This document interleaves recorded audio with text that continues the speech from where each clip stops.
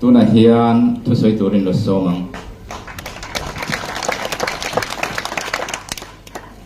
Pu chairman le ei kan MP som tak te headquarter lawa ka thok pui te in kutang nu le pa te le lungwal pui du tak te in zavain 8 Sakordai North constituency candidate kanina in masain chibai ka bu ka cheru ei rei tak helaya kan oma kan ron chhong tira tangin kan la ho lova kan bei ngar ngara voina more bok na campaign closing mang thaya pathianin damna te sena te bin pe hi lomong tak sekda pathian he na po lom thu om ro se joint platform a khan kan ki tur le kan ma chok engamo ka soi nual to wa voila hian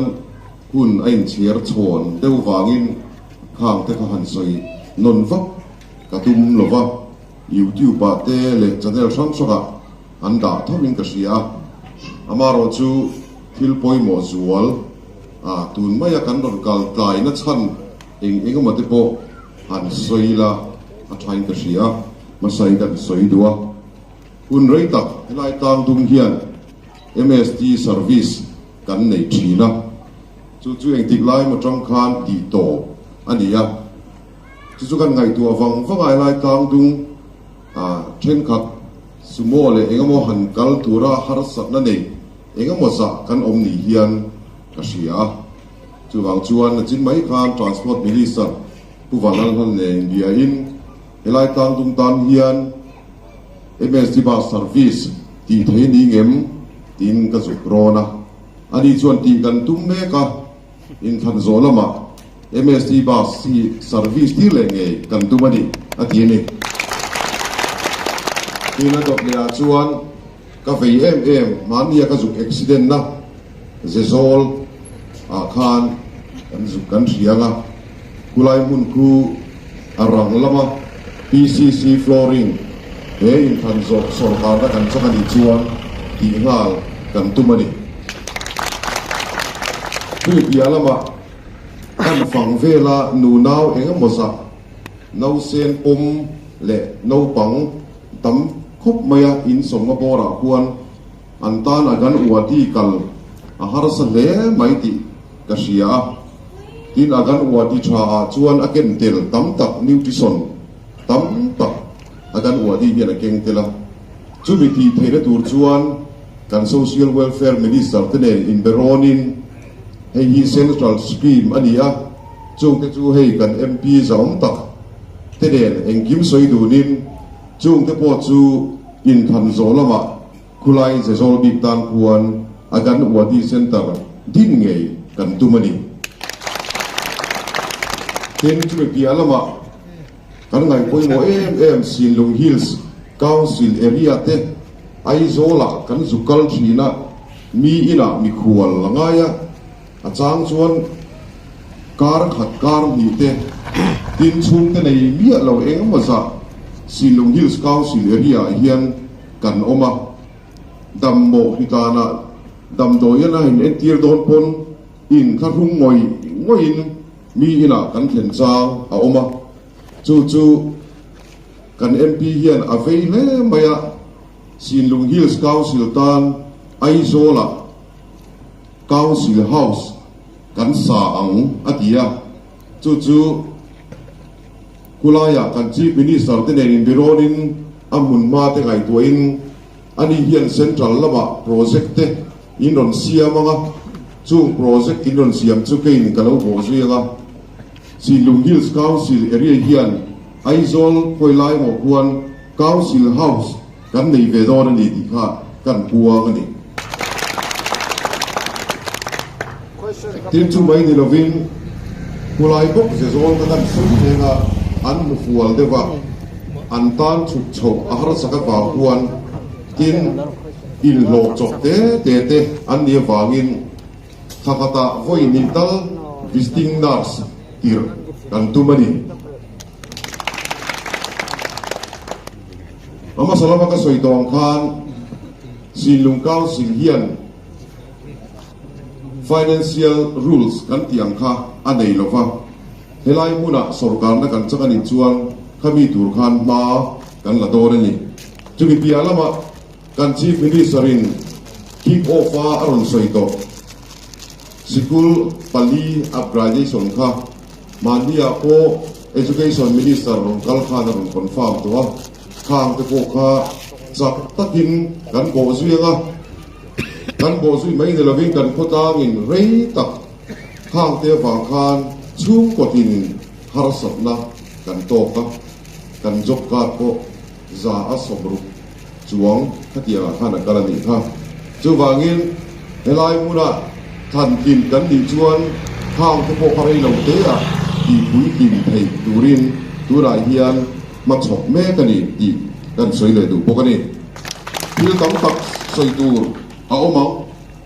e si lung hills council hi alo pian thei na tur ta na a tha tho tu te ji ga mi pakhat kani ve a ka ha chiang ve tok le a in biak na zong zonga katela MOU siam na te po katela chu tiang a chuan thei to pin ma ka lo la ve to a ka hiat chian pia lama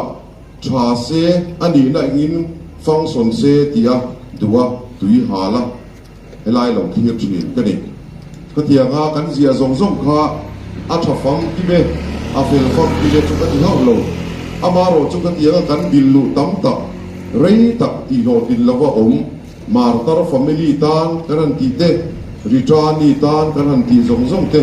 ka tiang hai chuak thei tur khan ko in tur tum hian min than kin angai ni tin chu bi pia lama helai muna hian rei rial lovin so office so lua thei deuh tho hi na om to ni thani kha than chei se lua thei mai to tur ni chu wang chuan than tin kan nia thu nei na kan nei ni chuan helai muna nge hian council hi a function don ti hi mi pui de hera ka puang non le du ni lo jam su kan ti don kan ti chu kan ti mai ni a chan chu ZPM sarkar hian kan dil le kan soi le kan vador ko ngai lovin heti khop hian man zara ka soi dong khan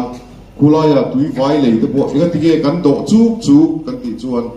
kan u le nau te aral le lama har sa na tam takan to ka ti se la luanga kan ina ka ga om na turanam lo ol sam taka an ron phei thi na tur ka kan ho tu ten an ngai tuwa kan chief minister rem ruat na ngin ti kuan kan vanor po ani lo an to ani mai ni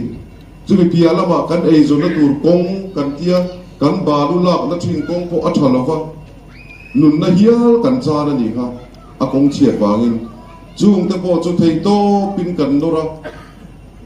sarkar masa te masale te kan vadem lo amaro chu mangai tu ZPM sarkar Silung Hills council chu ga mi mangai tu sarkar kan neya chu tu ra po son engkim tender fel vekin a om to a he in than zoi hi chuan na tanin balu tu la kan lak thei lo po hi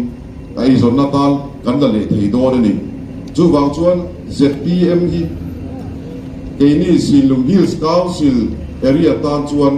mal so na sarkar ni ka ti lo thei lo tin pakat chia kan soi do chu karil ruwa om re thei lo chu tu na chief minister kan sui pulal tu omahi a ei ru don lo ti ke yan ka thin luwa om ta ni a chan chu IPS an ni tira goan omak ipis te nge in thap na tam tak suitcase ang hok khoba an ina ron da a chan na kan ke chu ka thin luwi tun theng ye na koi ni an nuin pa hian ron da chu ta kan chief minister chan na chu hetiang te kan lak ten mang an le har sat huna lalpa kan ko ngam na ati khan ka thin lung hi a ne ta ta chu wang chur ka thi hun la ya a vai bel chadel po nol ngam tu la hi la ei ru thut lo ba chu wang chur chuai tu than noi a chon ramin ma a son thin chu wangin e in khan na hian thil tam tak tu na hian kan tingal thei lo ni kon he kan sarkar chak na te ni lai puna than thin kan ti chuan kan central lama kan ho tu te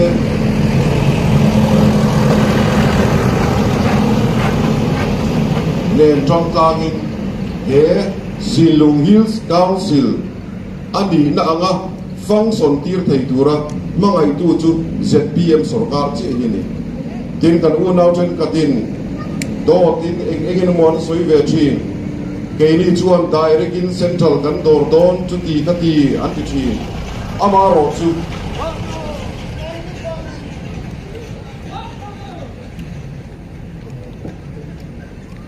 state sarkar tel lo hian eng thil ma central atangkwan an ron tengai lo ti mi puiten kan theda tha kan unau te nan soi keini chuan direct in central a chu bi chu kan la chuak don chu bi chu kan la chuak don state planning board thu lo le sarkar recommend tel lo chuan engma central atangkwan aron theng thei lo ti bo kan theda tha ole thu tom tak ka soi don lo wa ka soi nem to wa kai thu chianga ti tak zeta thanem ngaya poka tun hun tlem te ni thum chung kan nei lai hian ti tak zetin